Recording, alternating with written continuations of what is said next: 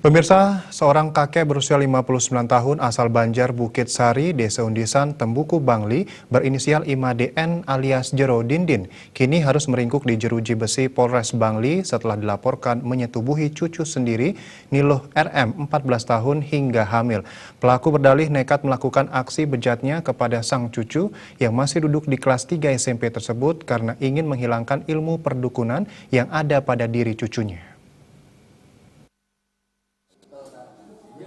Informasi yang dihimpun menyebutkan terungkapnya kasus pencabulan anak di bawah umur ini berawal dari adanya kecurigaan Ikombang Aye, ayah kandung korban terhadap perubahan bentuk fisik anaknya. Sekitar 3 bulan lalu, Ikombang Aye merasa curiga anaknya hamil karena melihat kondisi payudara korban yang membesar. Setelah dilakukan tes kehamilan, diketahui bahwa anaknya yang selama ini tinggal terpisah dengannya tengah mengandung janin dengan usia kandungan 7 bulan. Atas kejadian itu, Ikombang Aye kemudian melaporkan hal tersebut ke pihak kepolisian. Selanjutnya, setelah diselidiki diketahui bahwa korban hamil akibat perbuatan IMADN yang tak lain ayah kandung pelapor. Kasat Reskrim Polres Bangli, AKP Denny Septiawan didampingi KBO Reskrim Ibtu Mariasa, saat dikonfirmasi mengatakan setelah mendapat laporan tersebut pihaknya langsung membekuk pelaku dari rumahnya Sabtu lalu. Dari hasil pemeriksaan yang dilakukan, diketahui bahwa korban yang sejak kecil diasuh pelaku sempat diajak bersetubuh sebanyak 5 kali. Namun ajakan pertama dan kedua sempat ditolak oleh korban. Selanjutnya korban mengiyakan ajakan kakeknya setelah terus dibujuk rayu oleh pelaku. Perbuatan itu dilakukan pelaku terhadap korban dari Januari hingga September tahun 2016. Akibat perbuatan itu korban hamil 7 bulan. Atas perbuatannya, pelaku dijerat dengan pasal 81 ayat 3 Undang-Undang RI nomor 35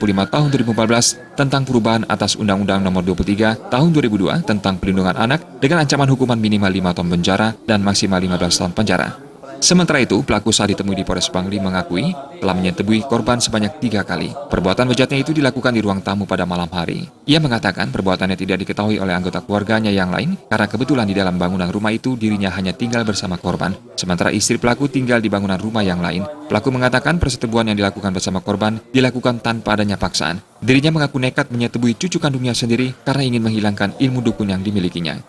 Dayu Rina, Biro Palipos Bangli